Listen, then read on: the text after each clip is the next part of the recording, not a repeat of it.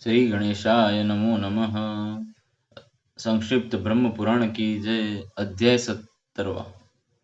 मुनियों का भगवान के अवतार के संबंध में प्रश्न और श्री व्यास जी द्वारा उसका उत्तर। मुनि बोले, पुरुष श्रेष्ठ व्यास जी, आपने भारतवर्ष तथा पुरुषोत्तम क्षेत्र के अद्भुत गुणों का वर्णन किया।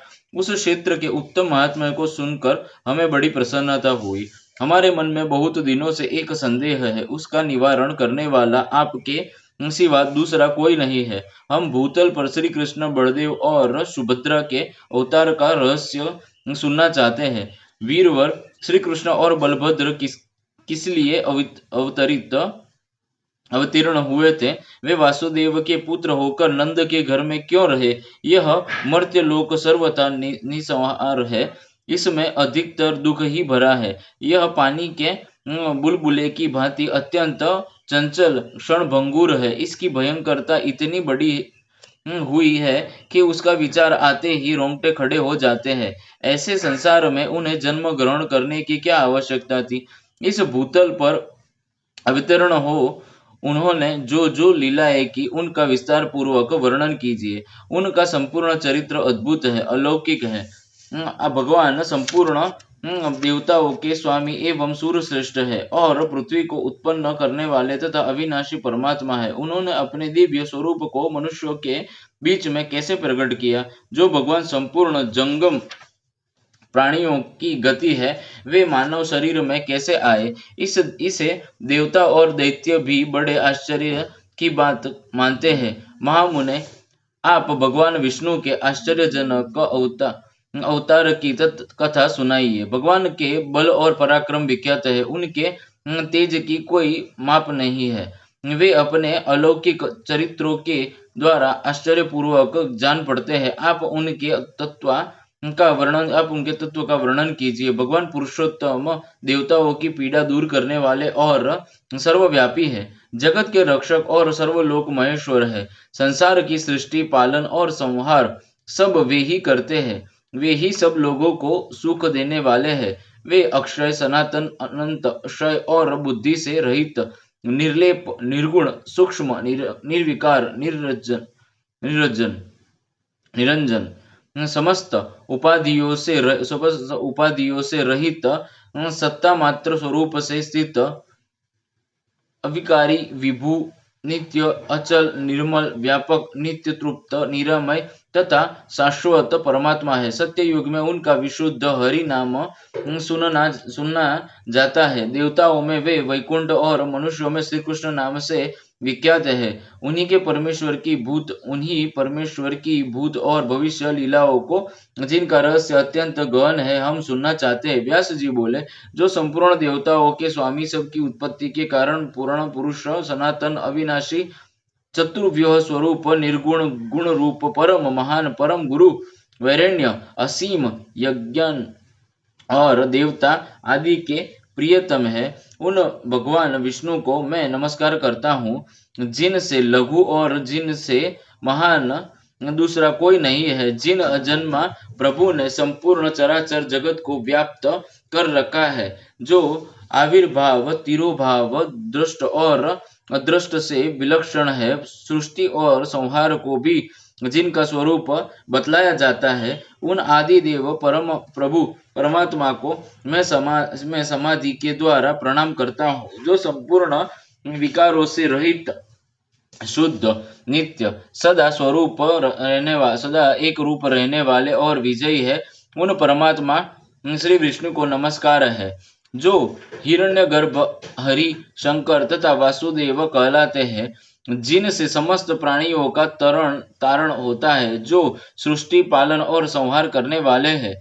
उन भगवान को नमस्कार है, जो एक होते हुए भी अनेक रूपों में प्रकट होते हैं, स्थूल और सूक्ष्म, व्यक्त और अव्यक्त जिसके स्वरूप है, और जो मोक्ष के कारण है। उन भगवान विष्णु को नमस्कार है, जो जगन्मय है, जगत की सृष्टि, पालन और संहार के मूल कारण है। उन परमात्मा भगवान विष्णु को नमस्कार है, जो सूक्ष्म से भी सूक्ष्म, संपूर्ण विश्व के आधारभूत, समस्त प्राणियों के भीतर विराजमान और अपनी महिमा से कभी च्युत न होने वाले हैं। उन भगवान पुरुषोत्तम को प्रणाम है जो वास्तव में अत्यंत निर्मल ज्ञान स्वरूप है, होते हुए भी ब्रह्मपूर्ण दृष्टि के कारण भिन्न भिन्न पदार्थों के रूप में स्थित दिखाई देते हैं, जिनका आदि नहीं है, जो संपूर्ण जगत के ईश्वर अजन्मा अक्षय और अविनाशी है। उन भगवान श्री हरि को नमस्कार करके मैं उनके अवतार की कथा आरंभ करता हूँ। पूर्व काल में दक्ष आदि क्षेत्र मुनियों के पूछने पर कमल योनि भगवान ब्रह्मा ने जो कुछ कहा था वही मैं आप लोगों से कहूंगा। जो अपने चारों मुखों से ऋग साम आदि चारों वेदों का उच्चारण करते हुए तीनों लोकों को पवित्र करते हैं, जिनका प्रादुर्भाव एकावरण के जल से हुआ है, असुर गण जिनके यज्ञों का लोप नहीं कर पाते, उन भगवान ब्रह्मा जी को प्रणाम करके मैं उन्हीं की कही हुई कथा आरंभ करता हूँ, जिन्होंने सृष्टि के उद्देश्य से धर्म आदि को प्रकट किया है। उन अव्यक्त जन्म ब्रह्मा जी के संपूर्ण मत का ही मैं वर्णन करूंगा। तत्वदर्शी मुनियों ने जल को नार कहा है। वह नार पूर्व काल में भगवान का अयन निवास स्थान हुआ है, इसीलिए वे नारायण कहलाते हैं। भगवान नारायण सबको व्याप्त करते स्थित है, वे ही सगुण और निर्गुण कहलाते हैं। वे दूर भी है और समीप भी, उनकी वासुदेव संज्ञा है। ममता का त्याग करने पर ही उनका साक्षात्कार होता है। उनमें रूप और वर्ण आदि काल्पनिक भाव नहीं है, वे सदा शुद्ध सुप्रतिष्ठित और एक रूप है। जब जब धर्म की हानि और धर्म का उत्थान होता है, तब तब वे अपने आप को संसार में प्रकट करते हैं।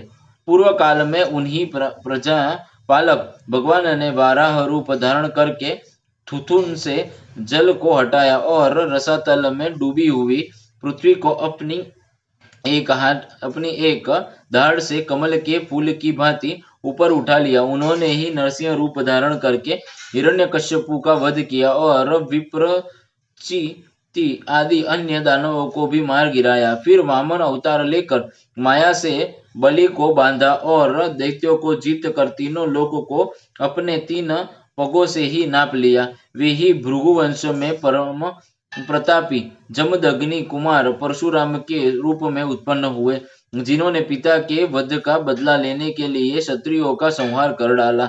उन्हीं